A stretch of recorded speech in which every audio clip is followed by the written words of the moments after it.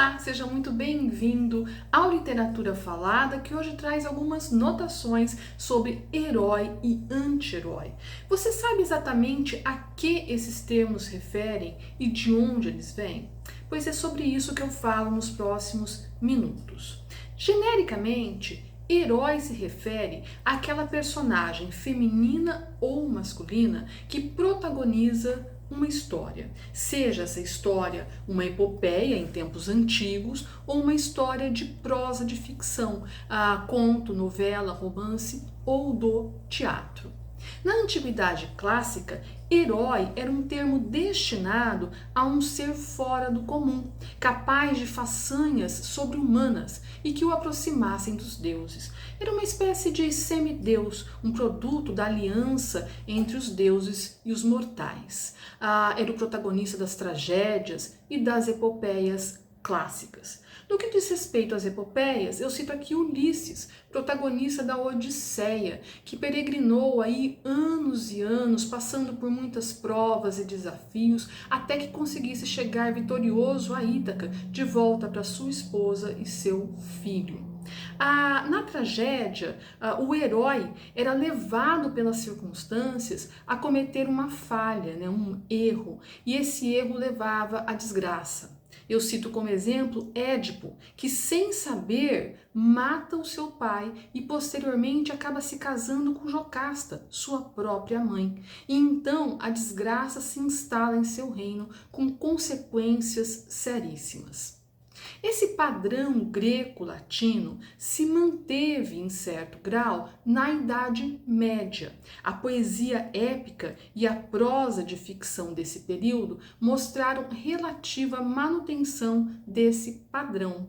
As novelas de cavalaria, por exemplo, o cavaleiro passava por inúmeras aventuras e duras provas que testavam sua fé religiosa e o seu valor moral e físico.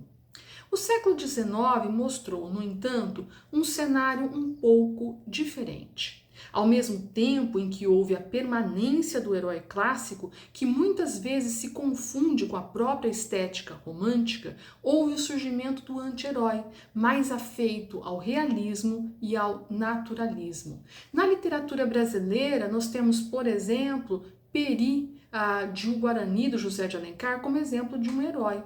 E o Brás Cubas, das Memórias Póstumas de Brás Cubas, escritas por Machado de Assis, como exemplo de um anti-herói. O aparecimento do anti-herói veio da progressiva desmistificação da figura do herói, ou seja, da crescente humanização de sua figura.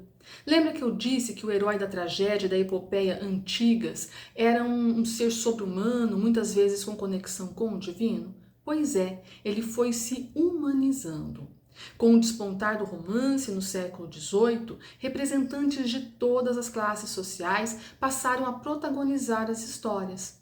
O herói passa a configurar um ser que provém da existência coletiva. Não é mais um semideus, mas se caracteriza pelo caráter antes falho do que divino. Os protagonistas das narrativas passaram muitas vezes a serem acionados por forças contrárias às que moviam o herói do passado. Veja, o anti-herói não se define como uma personagem que necessariamente carrega crimes ou desvios extremos, mas é aquele que se assemelha às pessoas comuns, com sua debilidade e eventual fraqueza e indiferenciação. O professor Masson Moisés faz alguma contraposição interessante entre a figura do herói e do anti-herói. Eu leio aqui a passagem para vocês. O herói clássico identifica-se por atos de superior grandeza, no bem ou no mal, enquanto o anti-herói não alcança emprestar altitude ao seu comportamento, seja positivo, seja negativo. Ao passo que o herói eleva e amplifica as ações que pratica, como se movido por uma força sobre-humana, o anti-herói as minimiza ou rebaixa. Enquanto o herói é ativo na direção do bem ou do mal, o anti-herói tende à passividade e esta anda de mãos dadas com o anonimato. Faço aqui uma última observação. A gente encontra germes do anti-herói em narrativas muito anteriores a que se estabelecesse essa designação.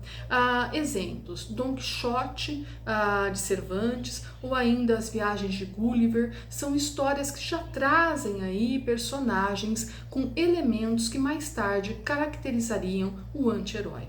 É isso aí, se gostou, deixa o seu like, não esquece de se inscrever no canal e até o nosso próximo encontro.